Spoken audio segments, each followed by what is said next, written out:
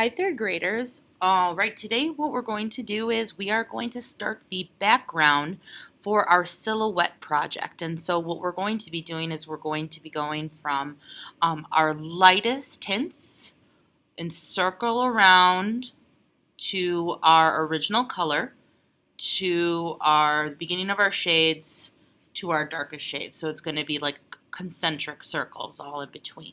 So let me show you how we're going to be doing that. So today in class, what I'm going to be giving you is I'm going to be giving you a flat tip brush. This is going to help you keep the lines nice and even.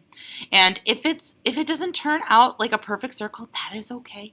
Don't worry about it. It's going to be beautiful.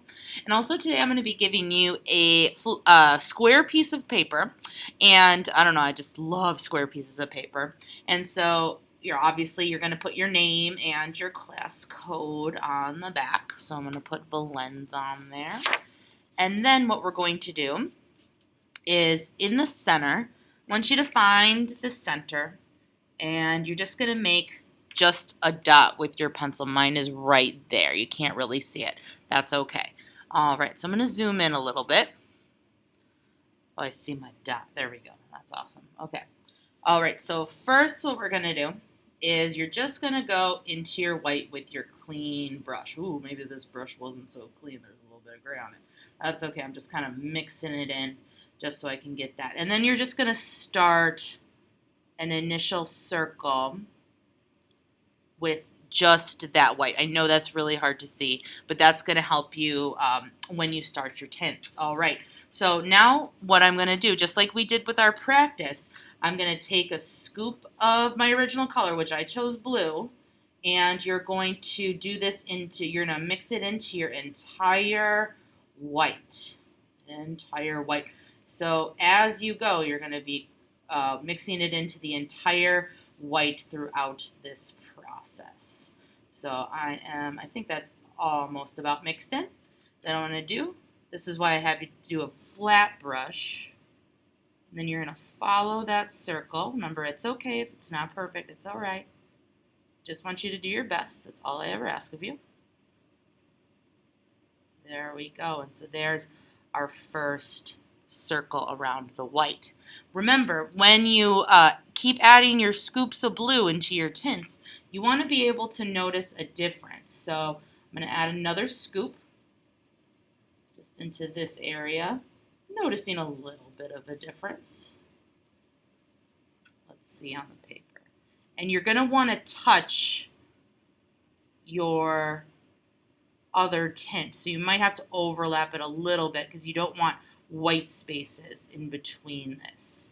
So I do notice a difference. I'm happy with that. All right, I'm going to keep going. So I'm going to keep adding blue when I finish a ring until I get to my original color, or close to my original color.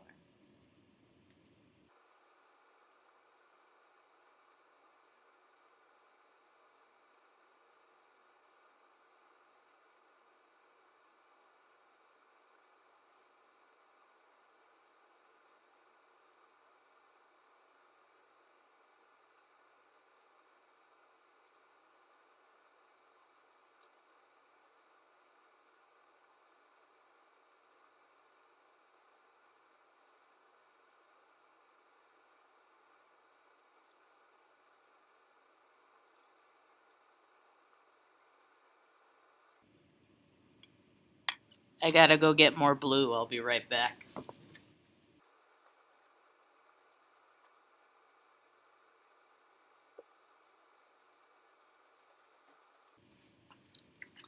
All right, so when you get close to your original color, let's see, I did 1, 2, 3, 4, 5, 6, 6. I did 6 tints, 5 or 6 tints would probably be good for the amount where you can stop and then you can do your original color.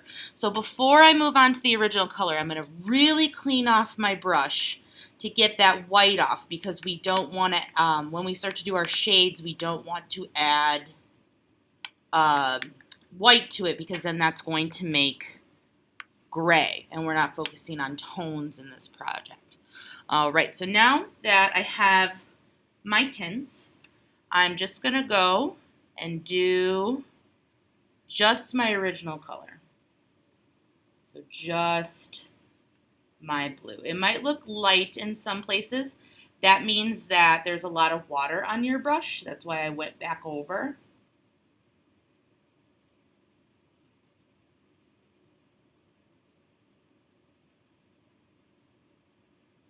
Just go as carefully as you can.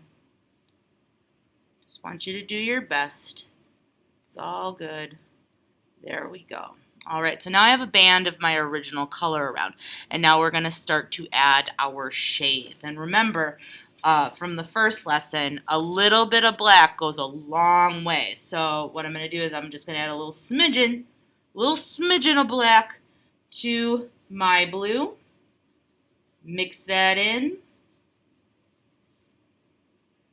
And here I have my first shade.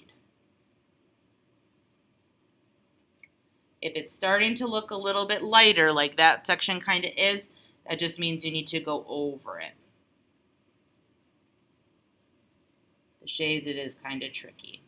I'll probably have to get you, oh, that's okay, we're going to go over that. I made a little oopsie. That is A-okay, because I'm just going to paint right over it anyway. Jeez, I need to be more careful. I made another oopsie.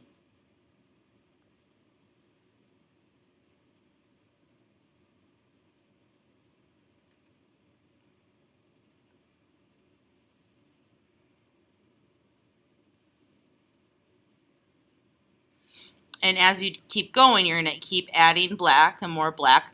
And at the end, it might be just like completely black because that's how dark your shade is. So just keep going with that. Noticing I'm not washing off my brush either in between the shades because I'm just going to keep adding more black. But keep going in the circular motion. You don't want to like brush up and down like horizontal or vertical. You want to keep going in that circular motion because that's going to make your painting look more cohesive.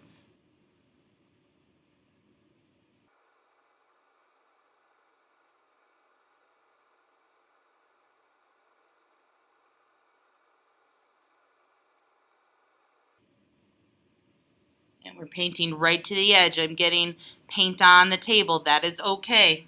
No worries about that.